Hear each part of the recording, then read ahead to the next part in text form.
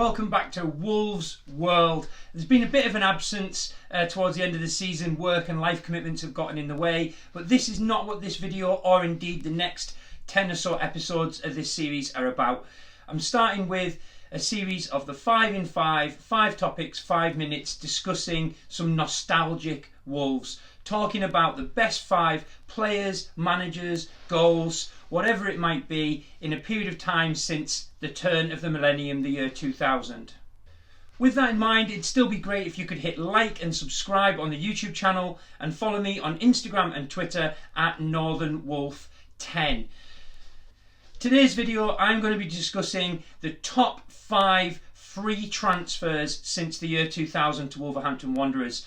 Now, while these transfers may include some players that you're not sure about and also might miss out some players, there's a good chance that anyone I'm avoiding in these videos will crop up in one of the later videos coming up in the series. So, without further ado, let's get started on the top 5 free transfers since the year 2000. First, and in my opinion probably the best of these free transfers, is Denis Irwin, the little magician with a left foot that was effortless, coming from Manchester United on a free transfer in the year 2001, and he played with us for 2 seasons.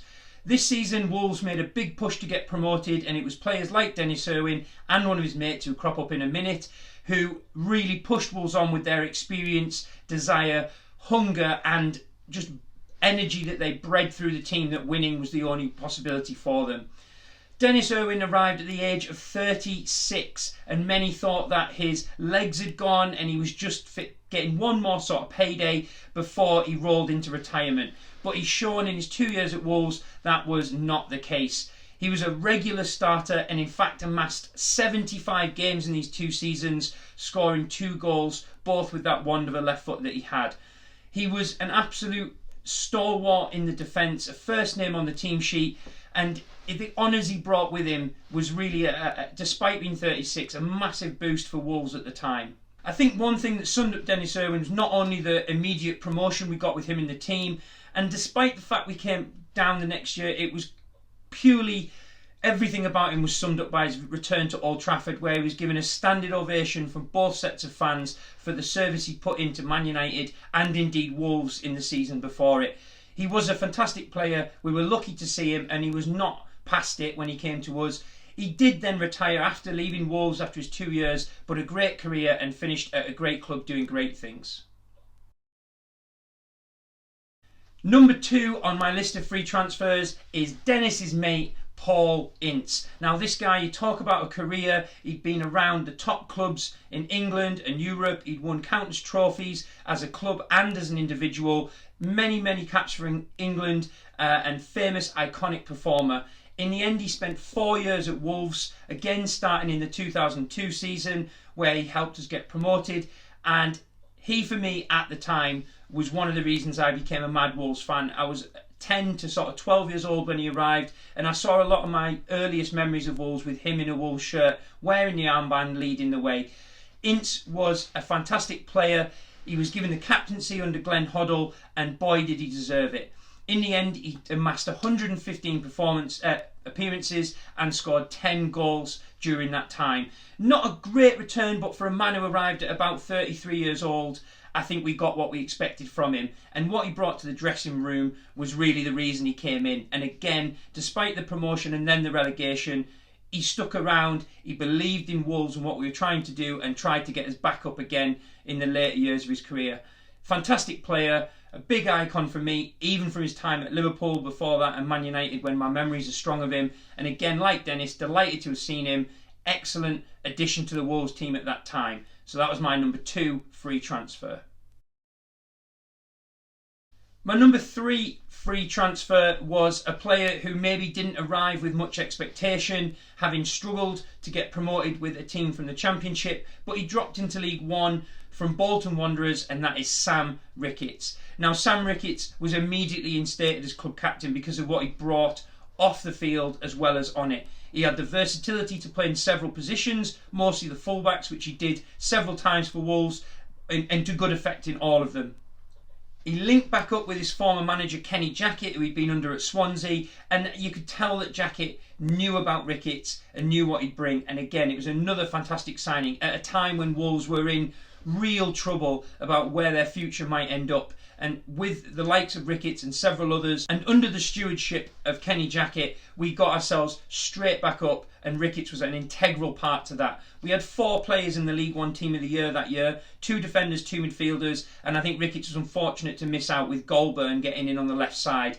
But Ricketts amassed 48 appearances in his 2 seasons. He scored 2 goals, one of which was incredibly memorable in a very high-scoring game against Rotherham, and he was just a great player to have at a great time. He was an experienced international, was playing international football at that time as well, and I think he left the club in a better place than when he arrived, and that's always a good thing to say about a transfer, let alone a free one. So well done, Sam Ricketts, you've made the list at number 3.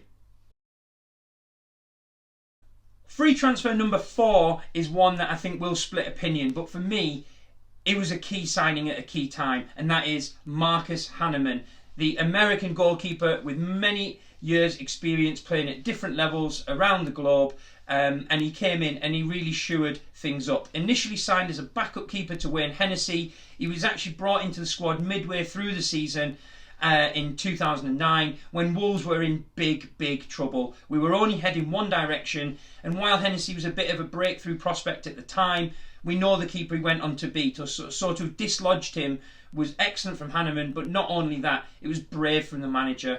And Hahnemann repaid that faith. In his remaining 6 months of that season, he actually was statistically voted the best goalkeeper in the world for what he managed to achieve. And while Wolves did go down the year after when Hahnemann's form did dip, I think that was an astute signing at the right time to keep Wolves up, and the introduction of him to the team really steadied the ship. So Hahnemann for me sneaks in at number 4 on my free transfer list. And finally at number 5, I've got Mr. Marmite, the tucked in shirt that is Ryan Bennett. Ryan Bennett arrived from Norwich, and I remember reading forums at the time, the Norwich fans, oh, this guy, he won't even play games for you, he's injured all the time. He'd moved his way up through the leagues and everyone was like, no, he's found his level. But I think any Wolves fan has to look back on the 3 years the 3 playing years that Ryan Bennett spent at Wolves and really honestly say he was an unbelievable free signing. He cropped up with his first goal away at Bristol City that sent the fans in a pandemonium at a time when Wolves could have let the lead at the top of the league slip. But Bennett's goal was crucial, and we went on to win the league that season very comfortably. Bennett was a huge part of that, amassing a lot of performances and appearances during that time. Yes, in the Premier League, there was a point when he had found his level, but he still delivered for Wolves, certainly in that first season back up, and then indeed the Europa League campaign as well.